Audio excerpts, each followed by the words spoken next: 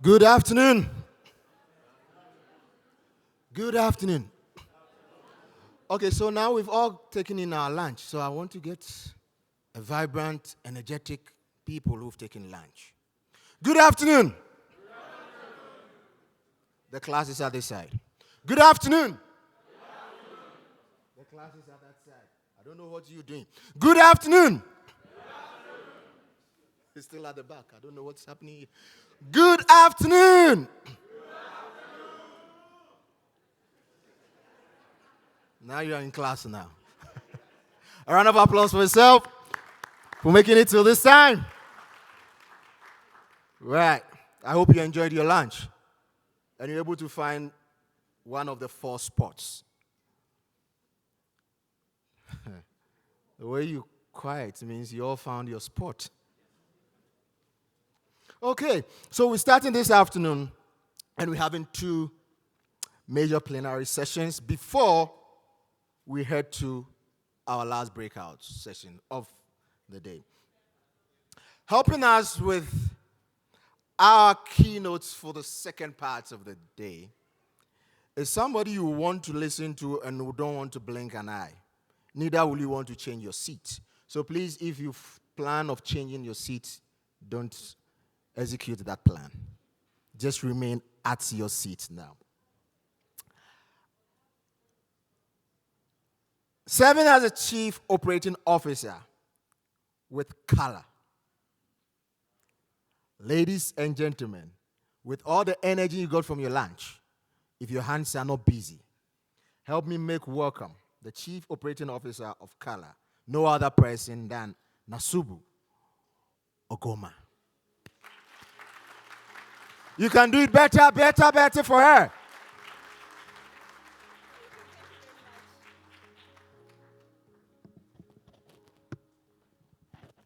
I'm a bit short. I hope you can still see me from here.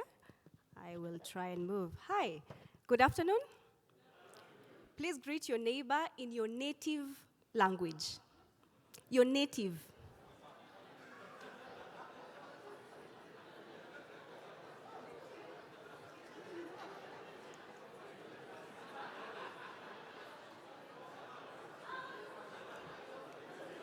Okay.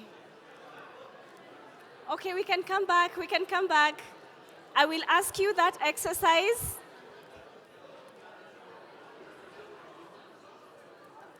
Hello. We're in Kenya, we say sasa. Say sasa. Sasa. And then you're supposed to respond and say poa. That's slang.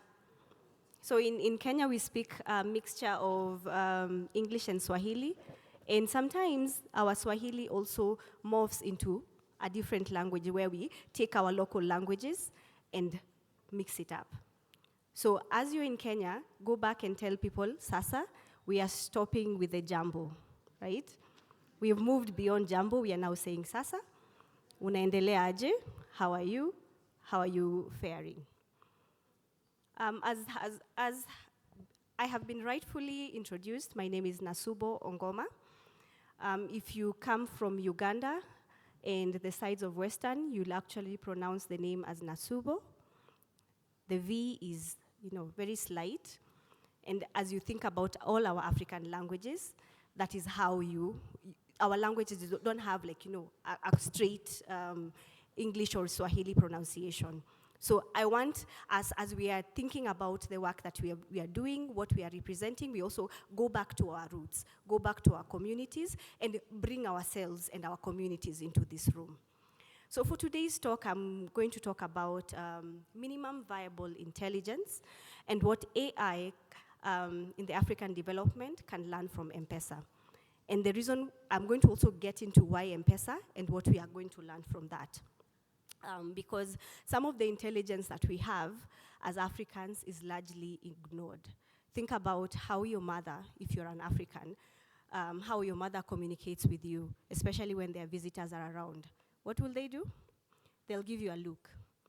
Or they would do like this. Our languages are very oral, But think about that as intelligence. And now, is that intelligence, how have we ported it into AI? And what can we do to ensure that all our cultures, all our unspoken words are also well represented as we are developing AI tools and AI models? So, why M-PESA? Think about how it started. The story is, for example, when M-PESA came, I was in university, and your mother used to send to you money, not through banks. She would send it through the public service vehicles, the local transportation.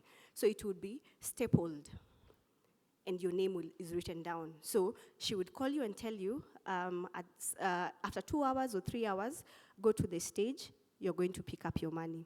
That is how it started. And now when you think about how M-PESA has morphed, it is actually solving a real problem. It worked with the intelligence that worked for the local people, right? It created its own financial intelligence that was not well represented in the existing databases. Now think about AI. How do we start to build? When you think about, let's say, the local setting, for AI, to power AI, you need data. You need data or data sets. You need compute. You need talent. You need also governance. Those are the 4 key pillars, right? But now when you look at compute, Africa has less than 1% of global compute. So will we ever compete? Big question. When you look at AI talent, how many AI researchers do we have in Africa? So that we can say that we are now going to introduce or spur a new AI ecosystem that is going to take in our contexts. When you look at the data and the data sets, are our languages well represented? When you speak, talk about your pronunciation in your mother tongue to AI, is it able to represent it well? So, in this, as we look at M-PESA as a use case, can we start from the constraint? Because people wanted to just move money. That was it. The banking system did not see that. It's so, you needed to have your registration process ready. You needed to have a lot of money in your account. You needed to show that you're able to sustain that bank account. But now that flipped with M-PESA. And so after you do that, after you now understand the constraint, you move now to the existing behavior and model your things around the existing behavior. Then you solve that problem really well. I'd give an example of how some of our cultural practices are being adopted. Think about the meme culture. In the past, we used to use text, right? But then remember, we are very oral as a society, and our cultures are represented maybe visually or orally. So depending on your tonal variation, your child will know if you're serious, whether you're joking, depending on your tonal variation, right? But then also now include now the meme culture, what it has done. It has taken now the perspective of the visual.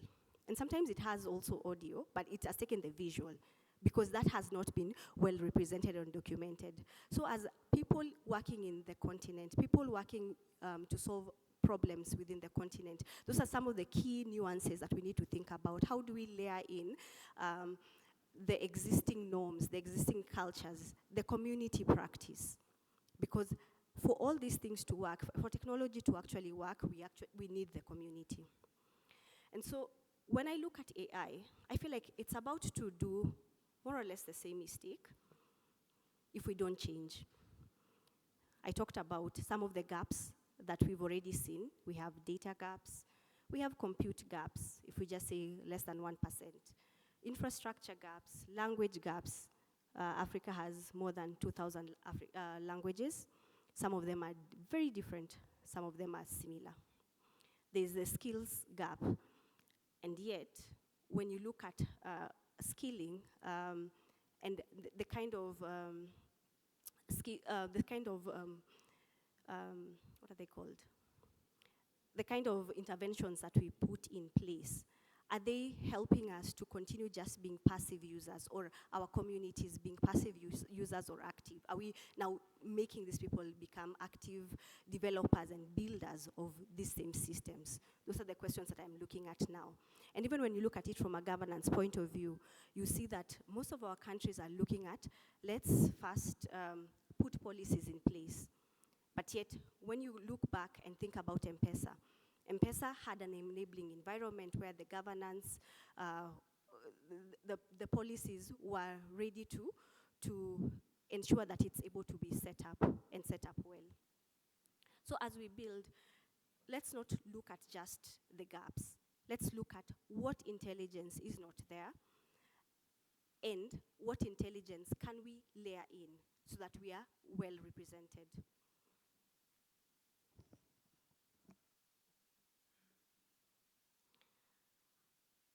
And so I said, we're not living from a lack of intelligence. We are either, whether we know it or not, we are choosing to ignore some kind of intelligence. And that will be the differentiator. For us to be well represented, we need to first understand how do we embed ourselves within the AI ecosystem. I think that will be my greatest takeaway from this. Outside the formal data sets that say that, oh, you need this much data, you need this much talent to do this work. When you look at at Africa as a continent, we have a very young and youthful population. Some of them are just looking for opportunities, looking for things to double up on. And language, as we know it, keeps on changing. It is not static. It keeps on changing. How about we bring and bridge these two people together in that we are bringing the new language versus the old language to ensure that all our cultures and context is well represented. So think about farmers. I'm sure in the in the room we have people who work with farmers, people who work with community health workers, caregivers, traders, and even intermediaries. And the reason why I bring in intermediaries is sometimes when we build technology, and if you're a builder, you know that we are happy to just build for the problem we are seeing. And sometimes we do a copy-paste. Think about when your grandmother or your mother wants to send you, you've sent money to them. Do they actually go and pick that money themselves? Ideally, no. They usually send what? Intermediaries. So as we are building, can we build with that knowledge in mind, knowing that we also have to make the intermediaries accountable so that in case something happens, they are the ones to be held accountable or held liable rather than saying that, it is your ID that was used, it is your device, and so we are not going to refund you. So as we build, as we reach out to communities, let's look at what is happening on the ground. In Kenya, there's something we say, on the ground, things are different. Kwa grao, vitu ziko different. When you take the technology to the ground, you realize that you are working with your context rather than working with their context and what actually works for them. And so now, I want us to shift from just the bigger AI, because right now the language is, oh, can we have the best artificial general intelligence? Oh, we need data, we need all this. We don't need all that for our context. We need something that we are calling the minimum viable intelligence. And this we are defining as the smallest useful intelligence that is needed to solve different problems. I'll give an example of someone in the rural area and they need to go to hospital. Think about a pregnant woman. What is the first thing they usually do? Call what? A boda boda or a motorcycle rider. The motorcycle rider is the first respondent, right? But then how do we work with actual doctors and build a system that is going to enable the first respondents, who is the border rider, to now have a little bit of medical intelligence. We can layer in AI. We can even use the existing digital platforms like WhatsApp for them to get information around how to, which hospitals are the best to go to. And then they can also get information on what do you need to do as a first responder. These are the things that we are saying, let's shift from having the bigger AI to now the conversation of better fit, that fits for the context and the language. I think I already talked about this. So how does that look like in the development world? We're not saying we want an AI doctor. We are looking at community health workers who every day have conversations with different people. And the community health worker would know and would have the intelligence to say, I'm going to village A versus village B, because village B had this and this and that context. As we are building, can we build with that as the intelligence? Learning from them and learning what are the best decision-making routes that we can use. Even looking at agriculture, some of our grandparents and our parents back in the village would have more information than what we are giving them. Not to say that the tools that we've already developed are not good enough, it's working really closely with them to bring in the intelligence that is not currently available and making it live so that the things that we are building are usable.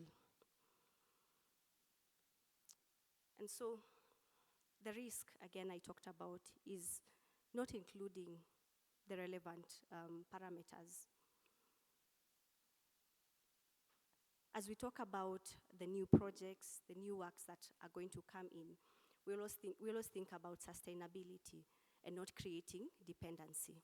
How do we do that if we are only aiming for, something, or we are only aiming for other bigger AGIs to benefit and not us? So we are calling for taking that use case, make it specialized, let it solve that one problem, and then now scale or replicate. And moving users from being just passive users into active users, giving them agency to work and to do the work. So access, in the past we used to say, oh, let's give them tools, let's give them access to things. And it was, what we were measuring at that time was, can people use the tool? And now as we shift to agency, the question is, can people, the people in our communities, the people in our vicinity, can they use the tool to shape, govern, adapt, question, refuse, and also benefit from it, so that it's very circular and it also brings a good benefit to the whole ecosystem, because we're thinking about moving from dependency into now sustainability. Those are the questions that I want to ask, to leave the room with, so that as we define the problem, we look at how do we now govern the data, how do we now build and adapt the tool, how is value captured, and who owns this value? Because right now, if you look at the reports, it says that AI in Africa is at 2.9, it's projected to be at 2.9 trillion. But who is going to reap the benefits of that?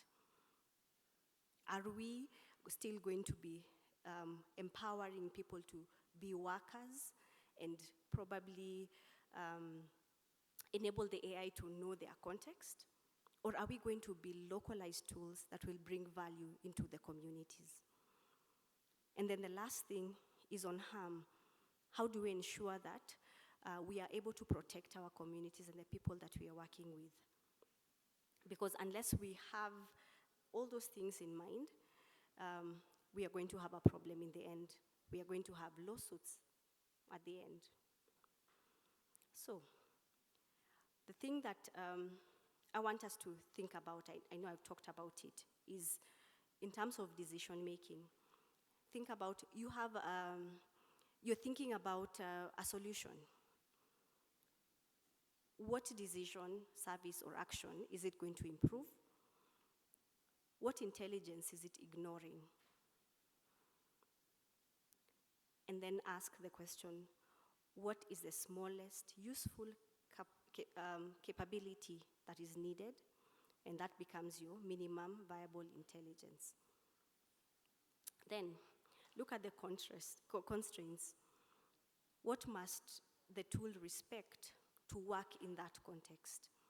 Sometimes it's cultural practices, sometimes it's even religion. How do you respect that? And how do you work with the community to ensure that your message or whatever you're bringing is in line with their cultures and their context? And then the last one, which is the biggest, is agency. Who becomes more capable and powerful? Is it just us? Is it the community? Is it someone else in a different place that we're empowering? Because we are thinking about how do we enable people to derive value from the tool. And so this is now what I will leave as the ask, or my ask. I'm not sure how I can track this to know if it has made any value or any benefit. But find your matatu route. Remember what I said? M-PESA used to be sent in matatus or in public service vehicles. Find out what is the program that is already running that is going to enable your AI pilot to continue. Again, I will reiterate, the ignored intelligence, all these visual cues, the tonal variations. How do we embed that into AI? Lastly, not lastly, second last, let's think about what is the smallest useful intelligence. If you're in the health sector, where do we need AI the most? When we talk about, oh, we don't have enough medical personnel, then how can AI aid that? But as you say that, a question, how do you still make people responsible? Because sometimes we leave it up in the air and say, it's not my problem, it's AI that made the decision. Lastly, measuring agency. Can we start now measuring agency rather than just adoption? This many people adopted this tool, this many people were helped. How is it actually deriving value for them? Because now that becomes a real metric to see, are we now working with the communities to build something that solves an actual problem? My last slide. Build AI that does not simply make people visible to machines, but makes machines accountable to the people. And once we do that, we will now be ready to launch and deploy AI that is useful and derives value to the people. Thank you very much.